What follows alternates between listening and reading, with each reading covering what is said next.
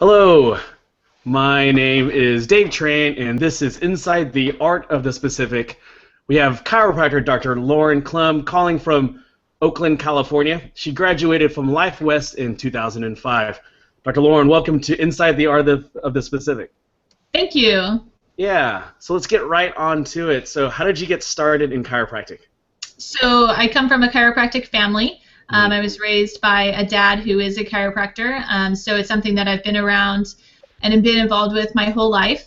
That being said, it wasn't something I was pushed into or something that was automatic for me, but it's something that I did come upon when I was in high school and decided to focus on that, completing my prerequisites in undergrad while I was getting my degree, and then went straight into chiropractic school post-undergrad. So I made the decision relatively early in life so that I was able to get through school right away and graduate when I was pretty young, which was nice. Gotcha. And then how did you come across Upper Cervical? So that's a much more interesting story. So I was in school and, I'd obviously heard about Upper Cervical and heard about lots of different techniques, and at first was super critical when I was in school about the need for x-rays and instrumentation, and I wanted something that I could just do with just my hands, and didn't feel that Upper Cervical was really where it was at for me early on in school. Then I got into the health center and felt, had a pretty significant breakdown because I felt like what I was doing did not match up with what I was saying. I felt like we had this awesome vernacular about chiropractic and the function of the nervous system and restoring neurological connection and power that made the body heals the body and healing coming from within and all of that. Yet I felt like when I was applying chiropractic in the way that I was doing it, that I was just like a Band-Aid, and it was super musculoskeletal, and it was super pain focused, and I didn't feel like my actions were lining up with my words. And it really, really frustrated me and made me question what I was doing and if I was going to be able to do it for the rest of my life, because I just didn't feel good about it. So I began searching for something that would line up because I didn't have any doubt in the principle. I knew that chiropractic worked. I just had to figure out the best application of it for me. So I started, looking. I really was looking for objectivity. I wanted to find something that told me when to adjust, whether or not my adjustment was successful, because it didn't make sense to me that I could just rely on palpation in my hands. Because what if I wasn't connected? Or I felt like there were so many variables that it didn't necessarily support this really, really strong language that we had about restoring nervous system function. So I began searching for objective measurement tools, analytics, stuff like that. Around that time, Dr. Sean Dill came to Life West as a teacher, and we became friends. He and my brother were friends in Costa Rica. My brother bought his chiropractic practice when he left Costa Rica. So I had met him before, and he was new to the area, so we became friends, and he became my patient in the health center. I'd just gotten into the health center, and he agreed to be my patient as long as I would do Upper Cervical on him. And I said, sure, no problem. I'd taken Toggle, and I was like, yeah, that's fine, whatever you want. At that point, I was just trying to get my numbers done. And so we became friends, and we got to talking, and I was sharing with him the frustrations that I was having, and he was taking me through this whole exercise of finding what I was looking for by asking questions, and really by pissing me off because I couldn't answer his questions. Sure. But it did get me questioning, and it got me looking for answers to the questions, because it really frustrated me that I couldn't answer the questions effectively about what I was doing or why I was doing it, why my analysis was what it was, why I trusted it, all these kinds of things. So then the more we interacted and became friends and all of that, the more I learned about thermography and Upper Cervical and all of that. And it made so much sense to me, and it totally changed my thinking about instrumentation and x-ray and the importance of that in a chiropractic setting, where previously I thought those were hindrances. Then I started viewing them as empowerment tools and tools to really know what was going on, to be able to help people more effectively. So that's how I came upon Upper Cervical, and he practiced knee chest. My brother had purchased his practice, and so he practiced knee chest. And so, two people that were important to me practiced knee chest, so I was like, all right, I'll practice knee chest also. Yeah. I didn't really know a whole lot about other upper cervical techniques, and I didn't really seek them out. So at that time, Dr. Dill was not teaching the work, but Dr. Louis Tiscarino was, and so I convinced him to take me on into his class, even though I was still a student.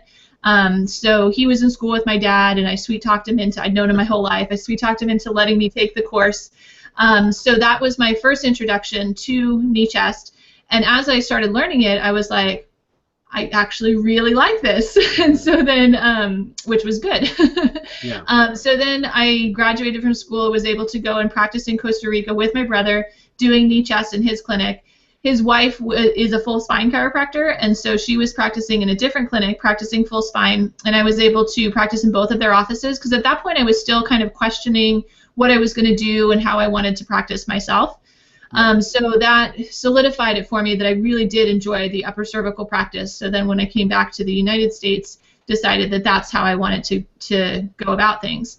Around that time, Dr. Dill did start teaching the work, not through the Art of the Specific, but through a teaching program that he had previously called the That Something coaching program. So I took that. So I'd had Dr. T's course, and then I took Sean's course, and then in the midst of that, opened my own practice. So had some on-the-job training, Yeah.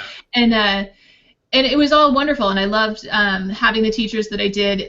About, I guess it was 4 years into practice, I also did the TIC Institute with Dr. B.J. Kale. So I've completed 3 knee chest upper cervical courses. And over the years, I've obviously interacted with lots of upper cervical doctors and been exposed to more upper cervical techniques than I was originally. And I'm just super solid in my choice of knee chest. I love the biomechanical model. I love the manual adjustment. I love the emphasis on the nervous system and the use of thermography. And the more I learn about other techniques, the more I realize that while it might have been the first technique that I was exposed to, it was the right technique for me, and so I really am solid in where I'm at as a practitioner and my role in providing knee, chest, upper cervical specific care. Yeah. And other than becoming fluent in Spanish, what were some big takeaways that you got from working down in Costa Rica? So, there's takeaways for my first practice experience, and then there's takeaways for being in Costa Rica. Those are, I was lucky to have them all in one experience, but I think probably the biggest thing was just having some practice experience in in a couple of busy offices. Both of them were really busy, high volume offices. So getting to see what that looked like on a daily basis, what it took to run those practices, which in reality had little to do with the fact that they were in Costa Rica, but was a really wonderful experience nonetheless. That being said, it was awesome to travel within Costa Rica and to visit different parts of the country and to be able to learn Spanish and be able to communicate with patients in Spanish, and I still have Spanish-speaking patients to this day as a result of that. So just the fact that I got my first practice experience in a beautiful foreign country, I just feel super lucky. It was awesome. Yeah, and I know you've been in a specific office for several years now. So what is it about being a part of the Art of the Specific and a specific office that has kind of kept you inspired to stay the course? Yeah, well, it is what I practice. I mean, I don't know any other way at this point. It's what's given me my success as a practitioner, as a chiropractor. It's what's proven to me that this work is so effective for people. It's what's helped me to become, a source of information and expertise in my community. Mm-hmm. So I can't imagine at this point practicing any other way. My time in practice and the history of the specific coincide. Like we are one in our history. Sure. I opened my practice just about a year after Dr. Dill opened his in Dublin. His was the original specific chiropractic center, and at that time there weren't multiple offices. It was just his, and every additional office that opened was its own entity. So I opened as Oakland Specific Chiropractic. The reality was that he was my mentor. He helped me develop all of the systems that I used in the office. A lot of the paperwork was his. I just changed the logo, so it was like I was the specific before I was actually called that. And about a year after I opened my practice, or I guess 9 months, other people were starting to open knee chest offices, and Dr. Dill had the idea that, instead of each opening our own entities and our own individual businesses, I mean, they are our businesses, but why don't we have the umbrella of the specific so that we can all train together, so that we can share our systems, so that we can pool our resources, so that we can have greater impacts in our community, because we don't have to recreate every single thing for every single office. Gotcha. So that's kind of how the specific was born. So about a year after I opened my practice, I changed it from Oakland Specific Chiropractic to the Specific Chiropractic Center. And that just involved changing the logo and getting a couple new signs and some new business cards. Wasn't really all that much of a big deal because I was only about a year in practice. So ever since then, I've functioned as the Specific and been a part of the Specific team. Yeah, and you mentioned that you resonated with knee chest because of the biomechanical model. I know this is like one of the biggest questions a lot of students have. I don't know if you can answer it briefly or not, but would you be able to explain the why it's considered a biomechanical model? Sure. So the gold standard in knee chest is the scan. Are we making changes in the thermographic scan? Not are we achieving orthogonality? Are we achieving perfect alignment with the head sitting on the neck? The reality is that when we have orthogonality, it does impact the nervous system in a positive way, but I feel like it's a step removed. Why not just focus on that nervous system versus focusing on the alignment, which focuses on the nervous system? So I like the approach of using the nerve system scan directly as the objective measure. And the biomechanical model shows that you can have less than perfect curves, you can have less than perfect alignment, and still be subluxation free and gain a clear scan. And that's what I like about it, because the reality is that we are physical beings living in gravity and a gravity environment. It's virtually impossible to maintain 100% orthogonality 100% of the time. But that doesn't mean we can't have fully functioning nervous systems that are producing clear scans. Which is why you can have a patient with scoliosis, severe scoliosis, have a clear scan. Doesn't necessarily mean that they're 100% orthogonal in alignment, but we can still have proper nerve system function. So that's what I like. I like the marriage between the model and the nervous system, and the emphasis on the function of the nervous system as the gold standard for whether or not the work is effective versus posture or alignment. Yeah. And lastly, what would be your greatest advice for students that are not only interested in the art of the specific or in upper cervical or just in chiropractic in general? Keep learning. I think it's awesome if students come early on to the art of the specific and start learning about it, but I always warn students against subscribing to one modality or one mentality or one school of thought too soon in their chiropractic career.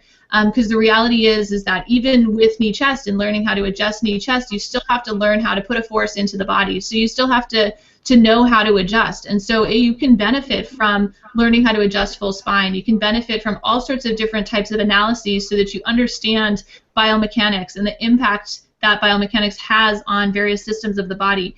I just can't emphasize enough the importance of learning as much as you possibly can. So if that's other techniques, if that's other upper cervical techniques, if that's other analyses, even other schools of thought, some mechanistic versus vitalistic philosophies, all of it is worthwhile to understand the methodology, not that you're going to put into practice every single one of those philosophies. As long as you're rooted in the philosophy of chiropractic, you're going to find the best application for that. For me and for us at the specific, it's through the art of the specific.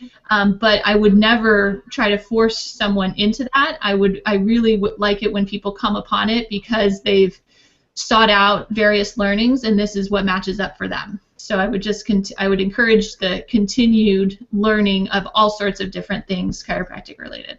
Awesome. Dr. Lauren, thank you so much for sharing with us today.